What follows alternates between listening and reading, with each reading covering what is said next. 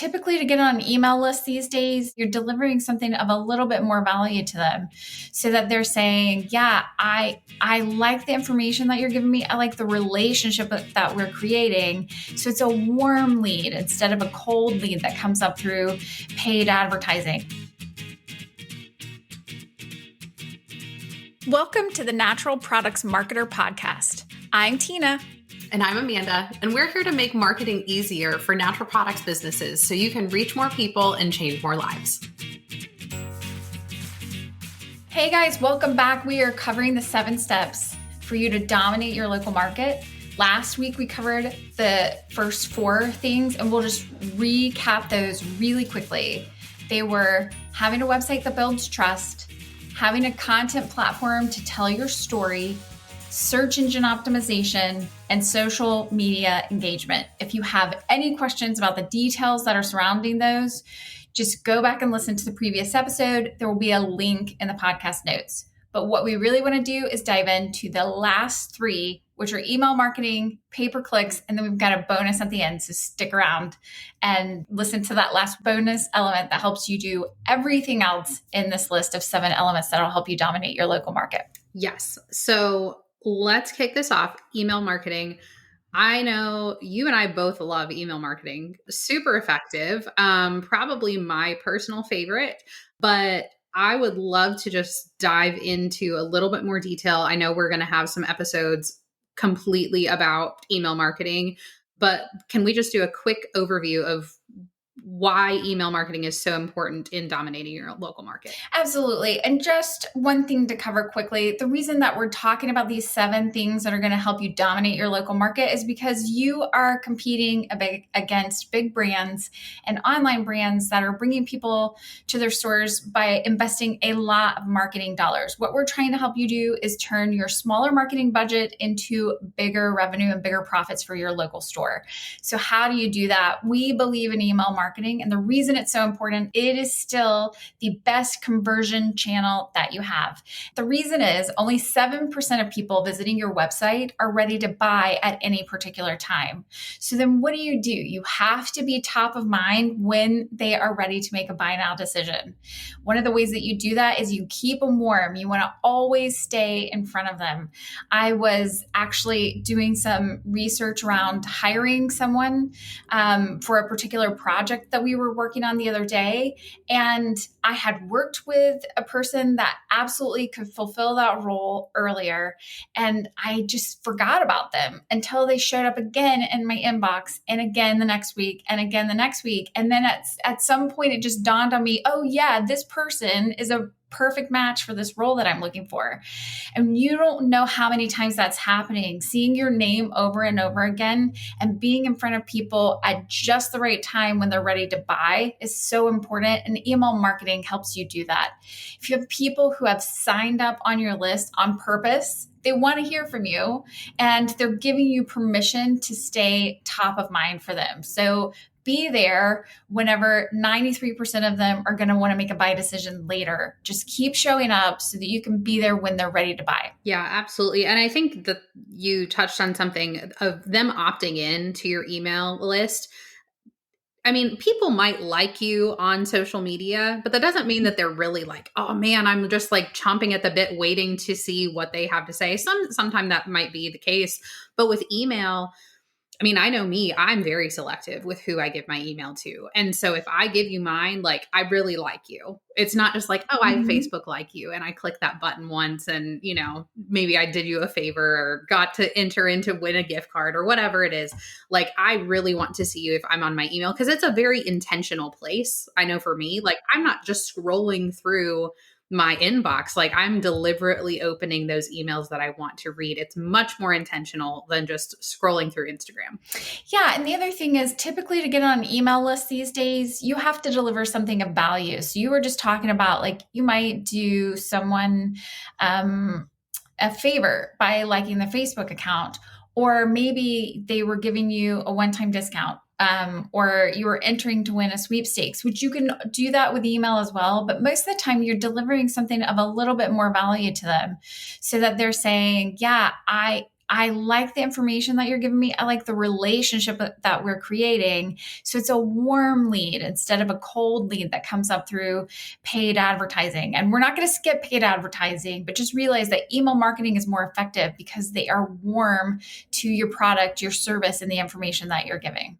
So let's dive a little bit more into what the content of these emails needs to be, because I think gone are the days, and I don't even know why these days existed in the first place, where we just sent out like a generic newsletter and like the subject line of the email is my newsletter, August 2023. It's like no one, like, that's not interesting. Right. So how do we make our email content more engaging and, you know, kind of tow people along that line of going from, oh yeah, like I forgot about this company, or, I haven't visited them in a while. Maybe I should come back to, I really need to go see them. Yeah, I think a few things need to happen there. First, clean up your email list. So if it's been a long time since you reached out, do some kind of promotion or something to engage people again, something that's interesting and of value to them at the very beginning, and just rewarm them up and then clean off a lot of people that haven't opened in a long time. Because what we're looking at is industry standard is typically open rates somewhere between 19 and 22%. So anything above and beyond that, you're doing really well. And we have clients that are in the 30 and 40% open rates. And that's what we really want to see, is that more people are opening and actually seeing the content that you're sending along. An engaged audience is more likely to buy than an unengaged audience. So clean off anything that's old. And then second, continue to offer value. And so how do you do that? You do promotions like we were talking about earlier. Maybe it's a 5% off. Maybe it's a Labor Day sale. Maybe it's a new product. So there's something that you're promoting and they might have a discount, or there might be some sort of bundle buy, or maybe you're launching like a new subscription offer. These are all things to get your audience re-engaged with your products and services, and things that are just normal to your store anyway. So you're already making like promo marketing materials if you're offering a promotion. So just slip that right into your newsletter as well. And that gets people excited about both coming to your store and buying from you. Yeah. One thing I'll add, just to kind of increase your open rates. It's one thing to have your big email list, right? But I think there's another thing that I've found to be really effective is categorizing your subscribers. So Oh, yeah. just recently, I created a very niche group of shoppers in my store, where I was like, you guys are super interested in this one category that we sell. So I created a landing page for the website. And basically, it's just like, if you want to be the first to know about anything new in this category, we're going to send a targeted email just to people that are interested in this. Because if I were to send that to my whole email list of, however many thousand people you have, hopefully you have a couple thousand, if you're going to send that out to the masses, it's probably not going to hit as well because it's very specific. But if you are getting opt-ins for this ultra specific thing, these are people that love that category in your store, and they see an email that's just for that category, I can guarantee you your open rate's going to be higher for that particular segment of your audience than it would be just for, everybody in the audience. And the other thing that's great about that, Amanda, is if you have several categories in your store. So I know a lot of you guys are offering like kids supplements, prenatal supplements, supplements for men, supplements for women over 50. There are all these categories that you're already serving that are different and for different people. So just imagine how many promo ideas, or hey, don't forget about this product and here are all the benefits of it, or even success stories around people using these types of products and services. Think about how many of those you could send out and how much more relevant it's going to be if you're a man over 50 getting information about things that would be good for men over 50 versus if you're a man over 50 and you're getting the women's aging supplements or the prenatal stuff, like those are not going to be as relevant to you. So then it's going to start to look like noise coming into your inbox. So segmenting is always appropriate. And the more you segment, the more that people are going to pay attention when you send something out because they are interested in that product. Like pets, if I don't have a pet, I don't necessarily need to hear about your pet products all the time. So once in a while, you could sprinkle it into my kind of content and see if I have a pet then just to re-engage in that category. But if I don't have one, I don't need to hear all the updates about the latest pet product that you have. And it just removes that noise from what I'm hearing so that I hear about things that I actually am interested in, which is going to make me pay more attention to you every time that you talk to me. Yeah, spot on. And one other thing that I'll add is, Tina just listed, 10 different segments that you could have in your audience list. You don't have to contact them all the time. Like if you're sending weekly emails to, your large list, that's great. You don't have to email each segment every single week too. It's really only when there's relevant information. And again, kind of just to keep you top of mind, if you are, more of a supplement store and people are coming in, buying their products once a month from you, like make sure you are contacting them at least once a month, kind of knowing what your customer cycle is. But obviously you want to encourage them to come back more than that. So kind of just be mindful of customer shopping patterns in your store. And then make sure that you're hitting them with anything new and exciting. So if you get a new product line in that you're really jazzed about that fits that segment, send out an e-blast immediately. But don't feel like you have to be sending out 10 emails a week just so you touch all of these different corners of your customer base, because that can be very overwhelming. Yeah. And the other thing that makes this really easy, Amanda, is if you're doing those online review campaigns that we've talked about in the last segment, which is really important for getting that search engine optimization up so that you do dominate in local when people look on Google Maps. If you're working on those review campaigns, an easy segue into an email campaign is to take a review and shoot it out to your people. You can write some commentary around it or don't, it's really great to remind people that people are doing well and loving the product. They love the environment. They love the service, whatever it is that you're offering, for them to hear that from other people. And it makes your content job super easy if you just start sharing those reviews. Yeah, absolutely. The other thing that you can do is something super simple. If you have any events in your business, like that you need to promote, email's the best way to do that. You can print out flyers and things like that in your store, but email is by far going to be the best way to get the word out as quickly as you can on that.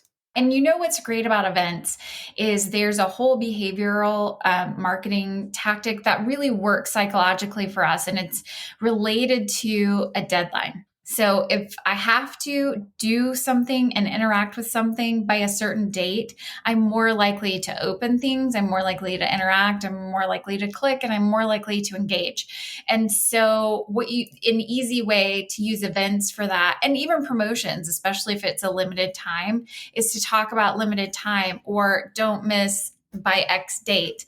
And that's a way to get more engagement around those events. And you'll get better open rates and better conversion rates from your emails just by using date-driven content.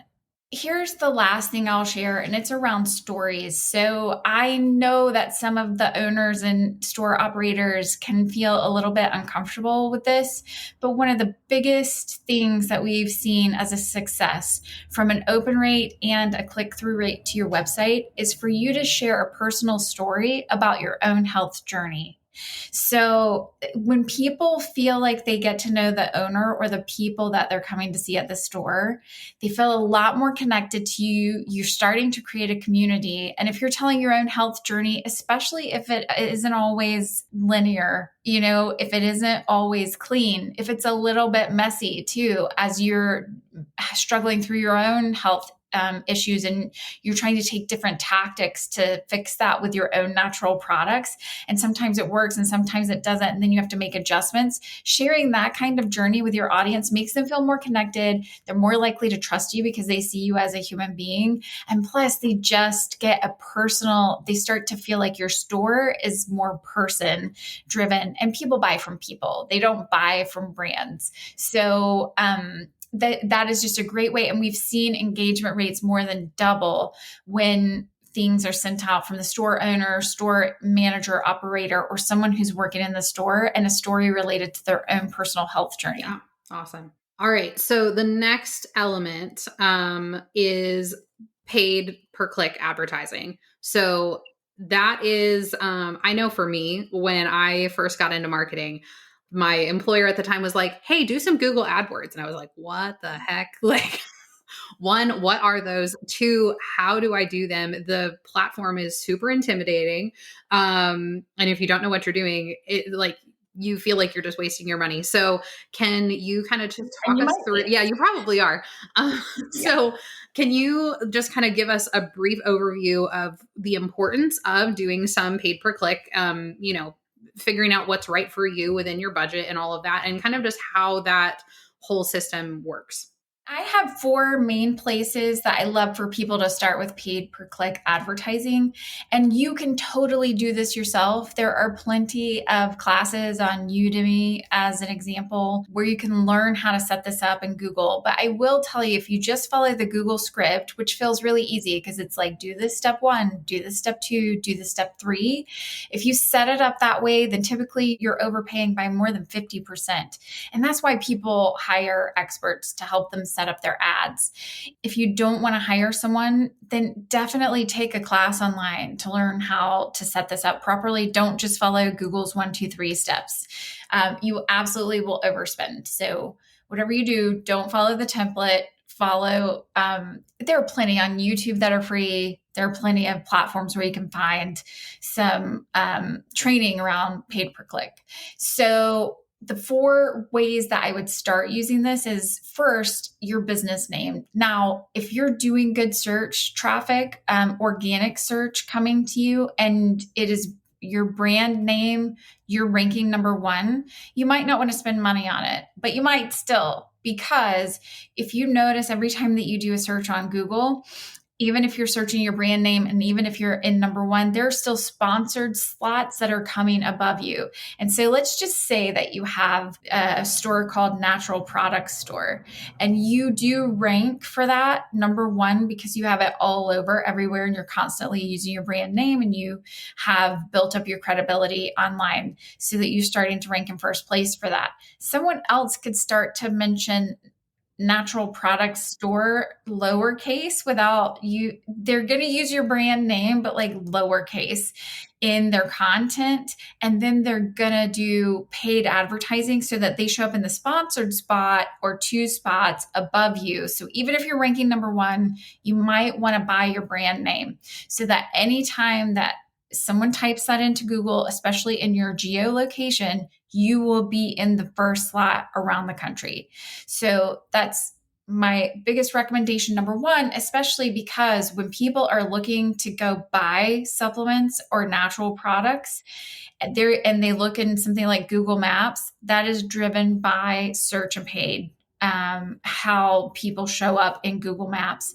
And a lot of people are searching in Google Maps to go find the health products and services that they want. So buying your brand name is always a good strategy. Number 2, remarketing is one of the best ways that you're going to spend ad dollars.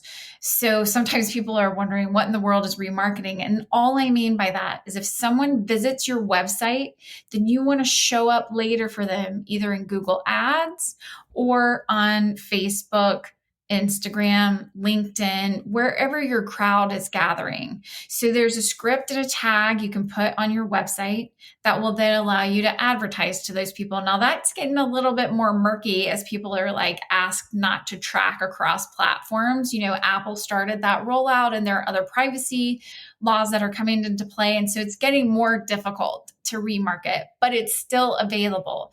So do it as much as you can. Remarketing is always a smart move because it's warm. It's not a cold lead anymore. Someone has actually visited your website looking for a product or service, then you're just going to show up to remind them that you're still available. So remember that 7% of people are buying, 93% are not at the time that they first discover you or come to visit your website. So keep showing up until they're ready, and remarketing helps you do that.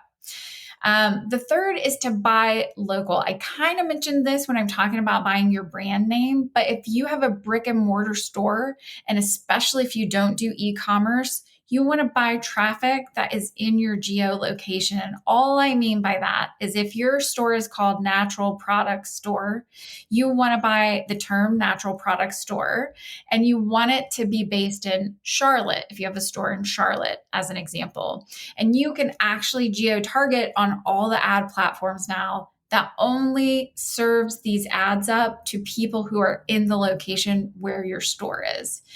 And you can do that with keyword terms as well. So let's say you're called Natural Product Store, but you also have prenatal vitamins, and that's the search term that people might be looking for, especially on Google Maps when they're looking for you.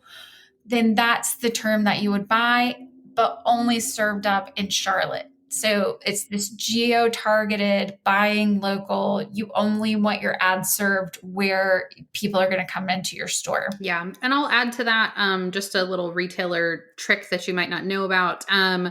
There's a service, Google actually acquired them several years ago. It's called Pointy. And this is a device that you plug into your point of sale. You have to make sure that you're compatible with them. But if you do not offer e-commerce, or if your e-commerce is not really compatible with paid advertising, which there are quite a few that aren't, so just be mindful of that.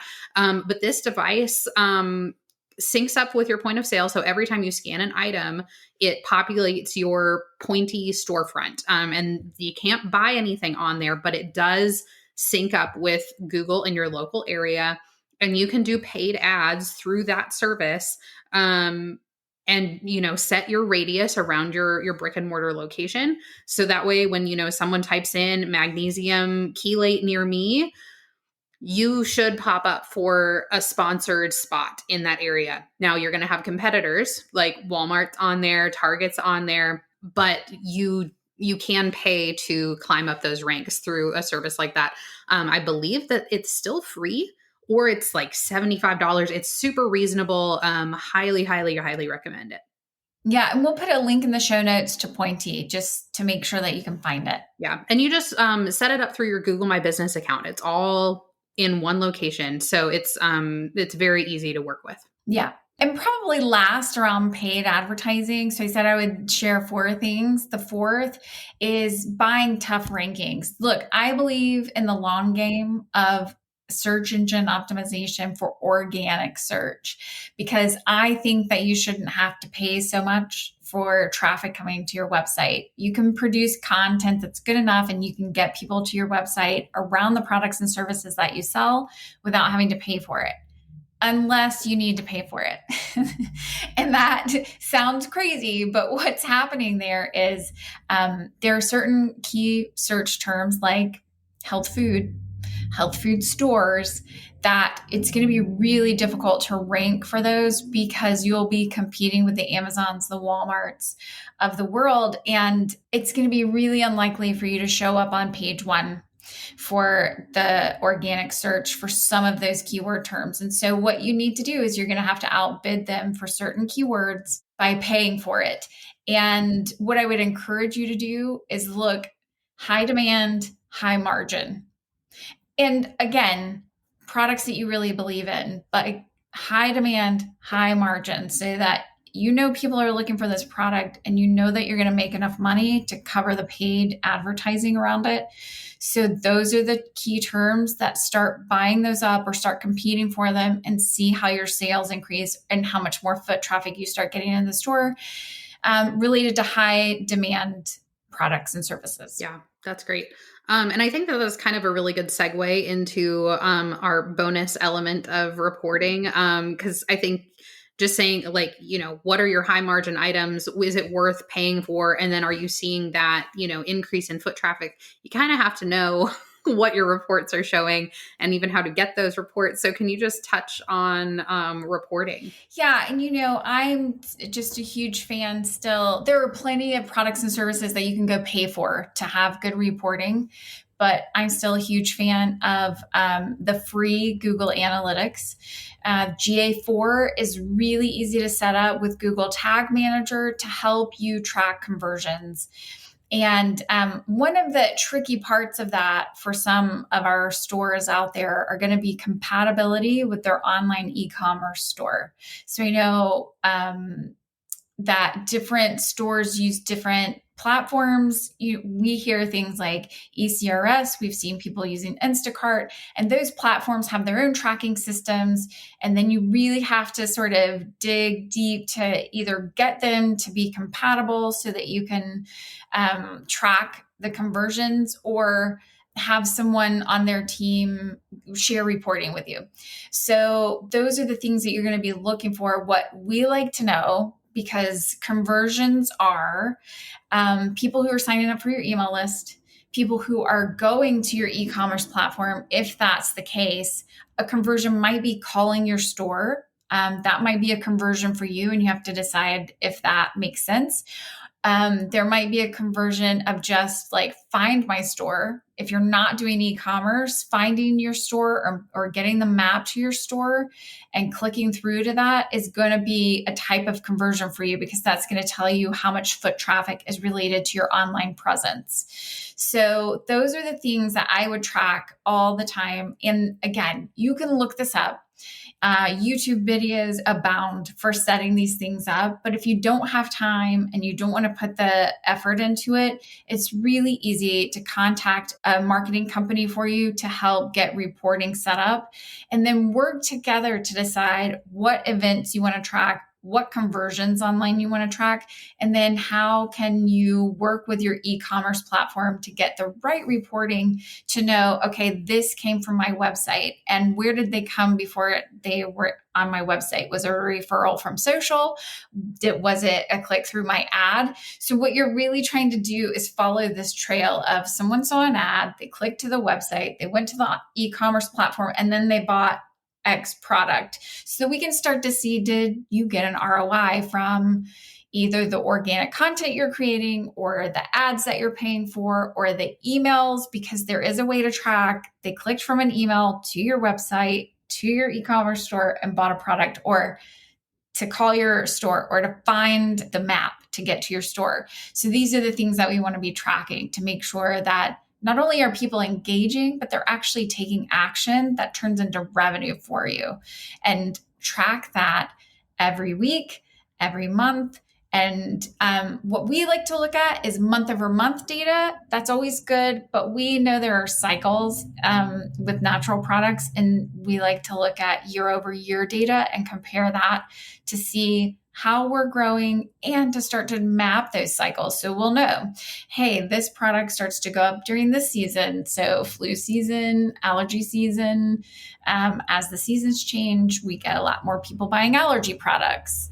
Or, flu season, we get people trying to get immune boosters, or whatever those are. But you can start to see some trends. It helps you stock better. And it also helps you know which of your marketing efforts are actually paying you off in revenue. Awesome. So I feel like we've covered a lot. Obviously, we had 7 elements, hence why we had to break it into 2 episodes. It's a lot of things to digest. So what are some like easy, quick wins that people could just do today? Like 1 or 2 little things that they could just be like, you know what? I listened to, this episode and the email marketing really resonated with me. Like, what are just some things that they could just take away from this episode right now? You know what I think? It's the reviews. I'll hit that over and over again. If you do a review campaign, and if you're already doing that, great, turn it into an email. I just think there's so much that you can do with reviews from a client testimonial perspective. They start to say things about your products and services that maybe you can't even talk about because they'll talk about benefits to them. They're sharing a story like, I did this, I had this service, here's my experience. So the more of those you get, it builds your credibility. It helps with organic traffic. You can start to use it in email, use it in an advertisement too. Use that as a paid Facebook post to remind people. Then you can use it in your remarketing. I just think one of the biggest, quickest wins that people can do is getting those reviews and doing something with them. Yeah, that's the key part, doing something with them. Yeah. I mean, I guess the real piece is quickest win, take action. Second, if you want to know what to take action on, reviews is the huge one that I would implement immediately. The others, you might have to do some research or you might have to go out and hire someone to help you. And that's the only reason I'm not putting those forward first, because it's going to take a little bit more time and a little bit more effort. But reviews are super easy to get. You can even talk to a customer and ask their permission and then use the platform you know how to use. If that's paid advertising, go use it. If it's email marketing, go use it. If it's a poster in your store, use it. So get it a review and put it to use, and it will help in every one of these 7 areas. All right. Any closing pieces of advice, or I know you said you had a little bonus. Really, the bonus is that if you go to our website, nationalproductsmarketer.com, then you can, for free, get 2 to 3 quick wins that are relevant to your business. There will be a series of questions that you can answer, and then we can shoot back to you. And I promise that we won't just say reviews, put them into action. We will give you specific 2 to 3 things that we think can move the needle on your business today. Totally free. And then there is a paid version as well. If you wanted a complete online marketing review, take a look at that on the website as well. You'll see all the elements that you'll get back, and it will give you a ton of information for how to win and dominate local. So go look up those 2 resources. We will have links in the podcast notes below, and I would absolutely take advantage of that free 2 to 3 quick wins that are relevant to your specific business. Answer a couple of questions and we'll shoot you a report right back. Who doesn't love free? Who doesn't love free? Awesome. All right, guys. Well, I think that is it for today. Thanks for joining us, and we'll see you next time. All right. Bye. Thanks so much for listening to the Natural Products Marketer podcast. We hope you found this episode to be super helpful. Make sure you check out the show notes for any of those valuable resources that we mentioned on today's episode. And before you go, we would love for you to give us a review, follow, like, and subscribe on Apple Podcasts, Spotify, YouTube, or wherever you're listening today. And make sure you join us for our next episode, where we give you more marketing tips so that you can reach more people and change more lives.